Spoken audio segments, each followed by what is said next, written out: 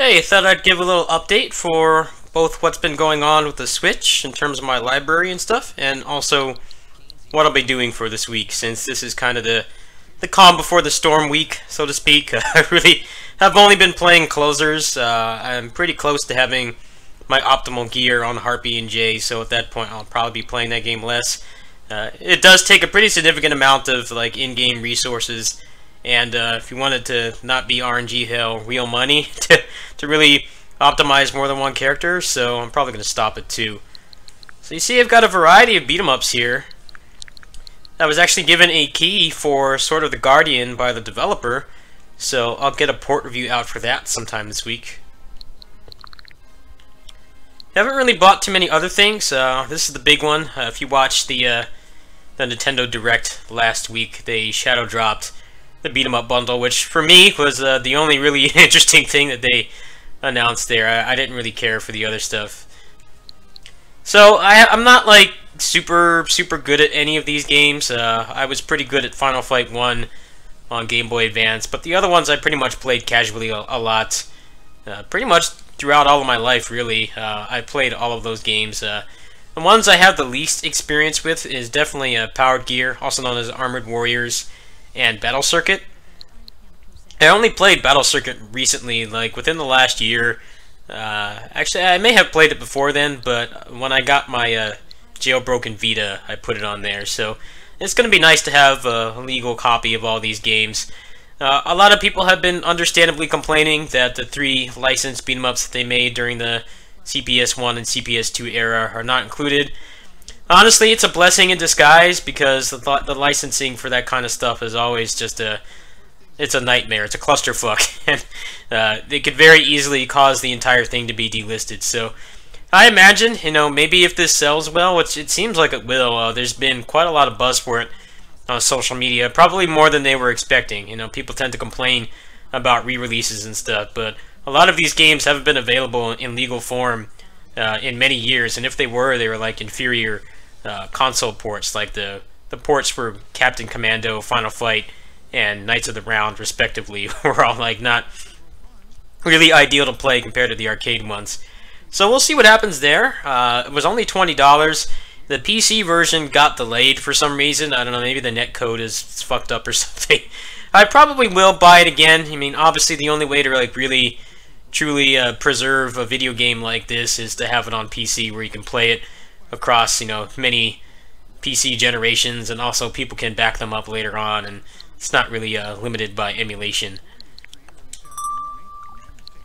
Now, Ninja Clash of Carrots, I kind of stopped with this game because I just hit a massive difficulty spike, and I posted a thread on the Steam forums. I gave them a bunch of feedback about how the roguelike mode just it isn't that fun to play unless you've memorized every item. The lack of hit stun, just the lack of variety in the moveset and things like that. They basically said that they are looking into everything. They're actually going to improve the roguelike mode. I think they're going to add item descriptions, and then they're going to lower the stamina usage on a lot of the weapons that do use stamina per attack. So that's pretty awesome. When that patch hits, I'll probably check that out. They did a Humble Bundle stream last week. It was on the same day as the Nintendo Direct. They said that there's going to be an update for this, Wizard of Legend in the winter. Basically, they're adding the Air Temple, or the Air Dungeon, and there's going to be a bunch of new signatures and stuff, so I'll definitely be going back to that. I'll probably have to disable all my mods, but we'll see what happens there. There hasn't been too much else going on. Like I said, TGS is this week. We're going to hear about DMC5's Dante gameplay in about 3.5 days, I think. I don't remember the exact time, but that's going to be pretty exciting. Also, we're probably going to hear some stuff about Warriors Orochi 4. The early access is on the 21st, so Thursday. Actually, I think it's either going to be Wednesday or Thursday. I don't really have the funds to do it. I don't know if it's really in my best interest to do that. I probably could spring the money for it, but it would be like $80. I don't know how the game runs on the base PS4. We also do not know if it is in English.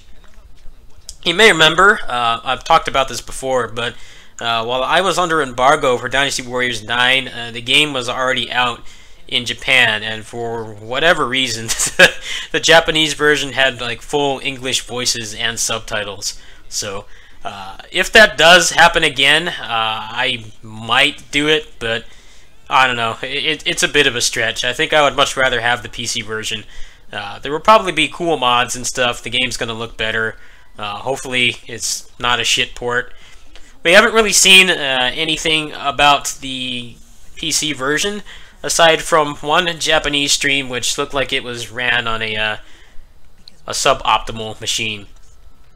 You know, as much as we love Japan and the niche gaming community, their streams tend to be shit quality. Even like the big, like, you know, publishers and developers and stuff, like they still have like shit quality streams that would they'd be more in line with something you'd watch in like YouTube in like 2007 or something. So you can't really pass judgment on it just yet. They haven't really revealed the system requirements yet either, which is kind of weird because the game is like not that far away. So we'll see what happens there. If I am under embargo, then I probably won't be able to talk about the PC port until that passes. But if any of you know if it is possible to game share on PS4 and you'd be willing to do that, I would definitely be more than down to pay half or even more just to check the game out. I wouldn't even mind just letting you own the game, since I'm obviously going to be getting a content creator key for it.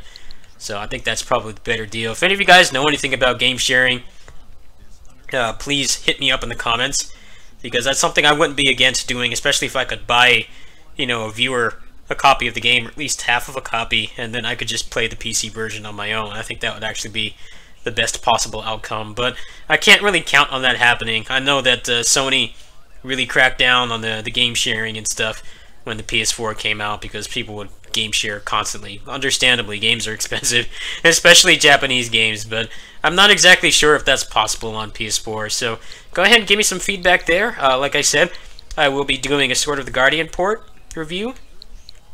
I'll be doing the beat 'em up bundle probably casually. I don't know any of the games like good enough to, you know, get down to like what I normally do with port reviews, where I know like every minute, you know, difference and stuff like that. I have played them all extensively except for the two new ones, but beside that, I haven't really I couldn't really go into detail like that. So it's pretty much just going to be a casual thing for me. I'll probably do like a little overview of the features and stuff, and then maybe I'll just play through it casually on stream or something. Anyway, I'll catch you guys tomorrow. Peace.